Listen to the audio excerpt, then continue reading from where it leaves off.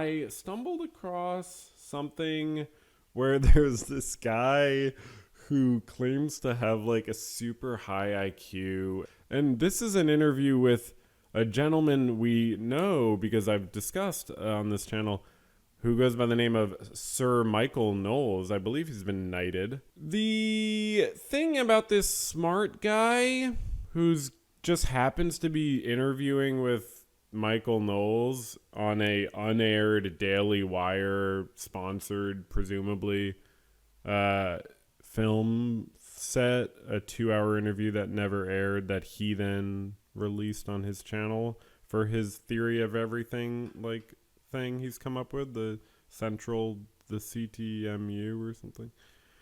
It's just interesting that the smartest guy in the world just happens to be a conservative partisan, and also that okay, so this says his IQ is 195. A former cowboy and bouncer and current horse rancher, independent researcher, and reality theorist with an IQ score reported to be 195. Emphasis on reported. According to a 1999 segment on ABC's 2020, he started speaking when he was 6 months. I did not see that detail. Oh, wow. What is this, the image segment? Good, because we didn't have an image segment, so... Cognitive theoretic model of the universe. I heard him talk about it a lot in this interview, and it did not make sense, in my opinion. A cross between... He told the magazine Esquire that it was a cross between John Archibald Wheeler's participatory universe and Stephen Hawking's imaginary time theory of cosmology. Well, yeah, I mean, that's a little bit conventional. I think we all know what that means, you know what I mean? Because we've all thought about what a combination of Wheeler and Hawking would be like, you know what I mean? And here's an ABC segment on him. Well, you don't often run into a farmer or anyone, for that matter, that uses his spare time to dabble in quantum physics or hardcore scientific theory. Yeah, I mean, these days you kind of do.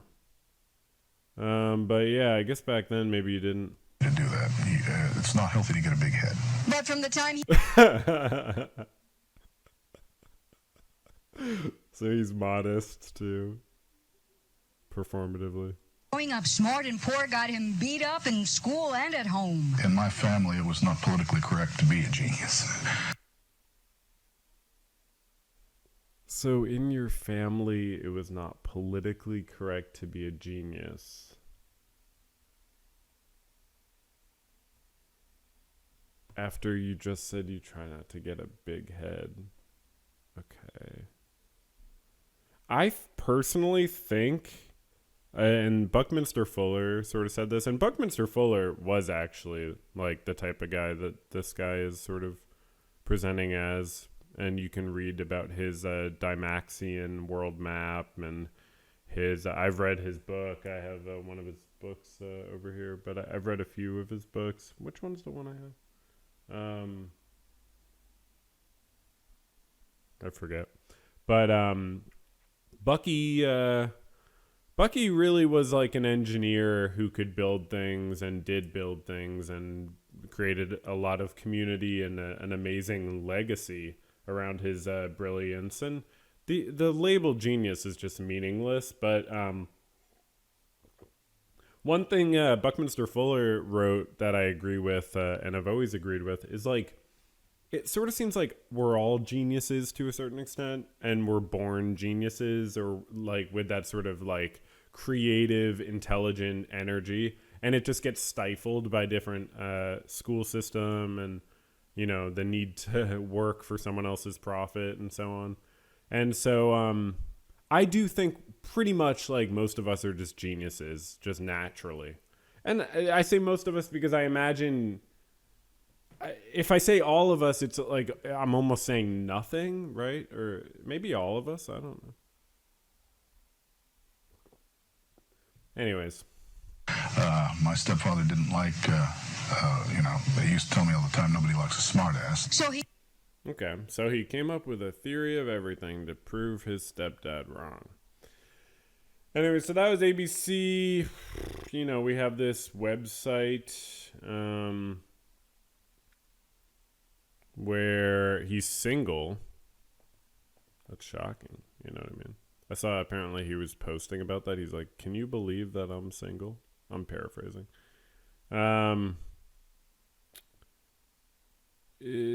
I watched this video about his IQ, and the test he took was apparently developed by a philosopher, not a psychologist, and it was on the back of like a magazine, and he took it twice when you're only supposed to take it once, apparently. And, it's not really like an IQ test. Also, IQ tests are not, that big of a deal, obviously. So yeah, let's just watch kind of a clip of him, I guess, for the video segment. What should we watch?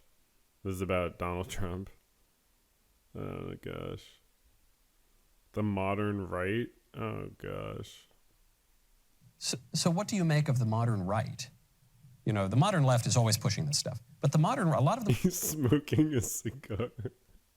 modern right says, look, there was a prominent columnist who called himself conservative. I guess he sort of was for a while, but now he's pretty firmly on the left. Mm-hmm. And he said, I don't like Drag Queen Story Hour, but we need to tolerate it. It's one of the blessings of liberty. If we don't tolerate... Okay, so drag queens reading stories to kids is like the thing they're so afraid of. Drag queens being like men who are dressed as women and enjoy dressing as women. I don't know. I assume that's what a drag queen is. So, or that's one way to describe, I guess, what a drag queen is. So, people performing non-traditional gender roles to kids, which they obviously think has some sort of sexual thing, but they think it's inappropriate. Drag queen is not a sexual thing, though. That's just like a performance. You don't have to be sexual to be a drag queen. That's like something a kid would see like at the beach, like not as revealing, probably, right? I think. I don't know. But anyways, I don't think that's really a problem for kids, right? I mean, pretty sure events are like, making that decision. Should we be family friendly or not? Like, that's very intentional.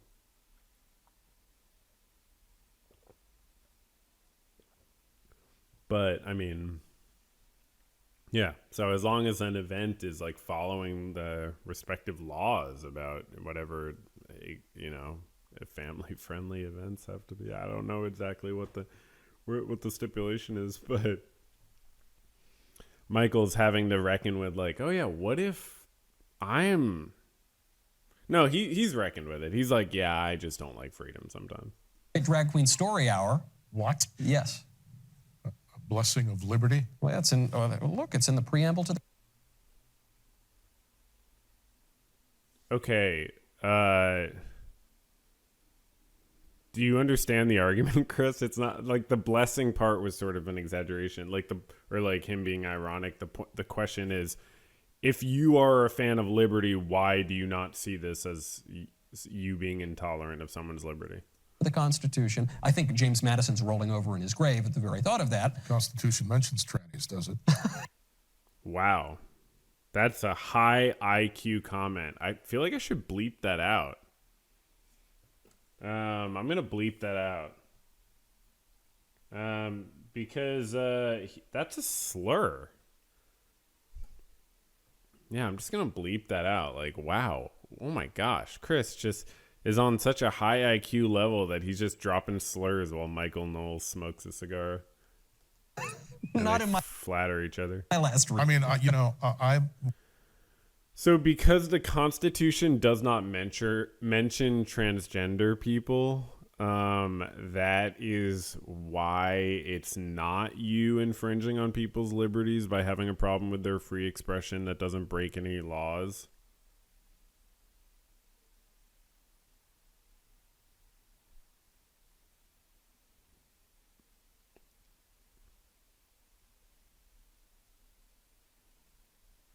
Do they think that the Constitution has to like positively allow specifically every single behavior?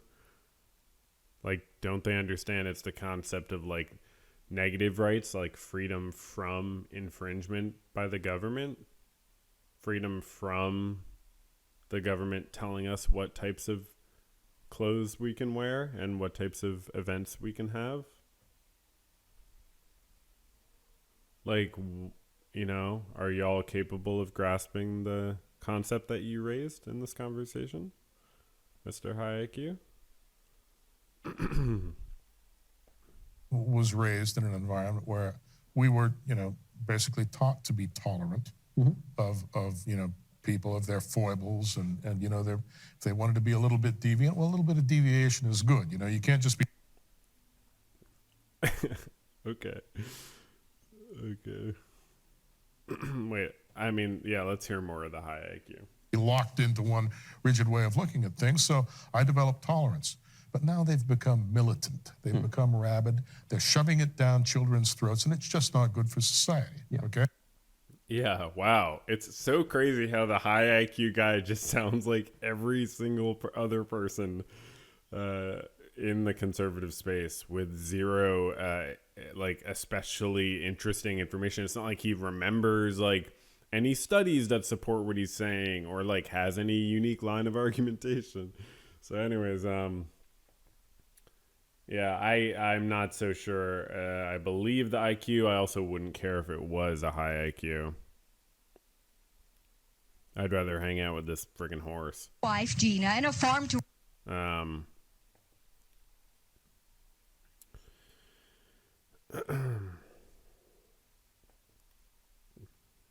Okay, so yeah, you can check out this video if you want. It's kind of interesting. So he actually commented on this critical video of him. Funny enough. So it was a pretty well done video. It was harsh, but not too harsh. Chris didn't really respond to a lot of the claims. He just pointed out one sort of misworded statement. And doesn't really back up. I mean, to mathematically prove the existence of God, one need merely ensure that one's definition of God is implied by one's preferred set of axioms. This would be an a priori sort of way of arguing, though, right? This is not empirically proving. Then that's his point, I guess. The various terms, virtually all of which begin as neologisms, are always in sync with their proof routines. I don't know. Okay.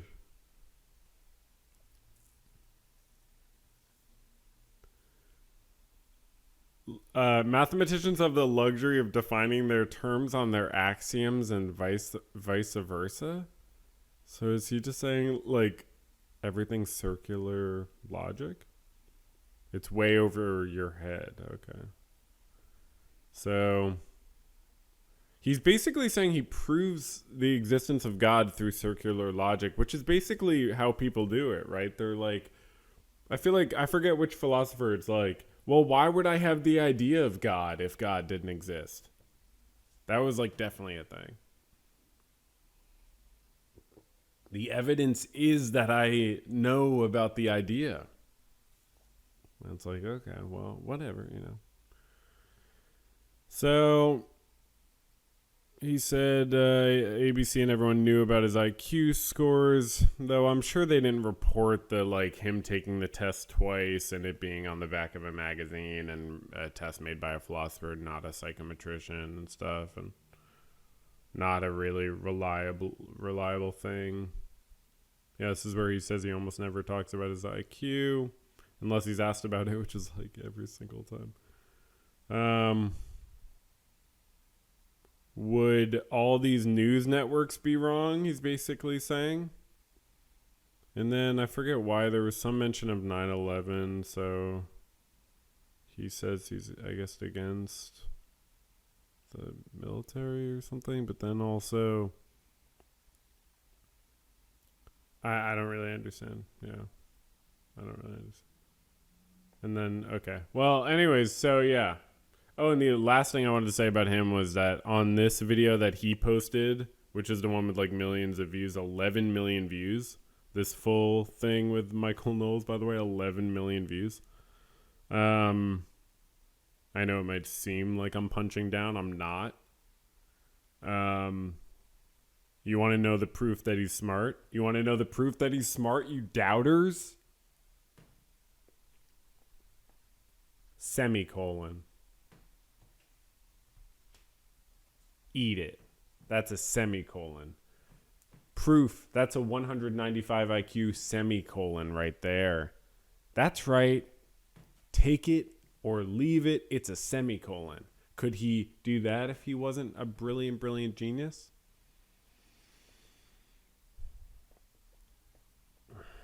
So we like to kind of explore stuff like that here in the video segment. This is a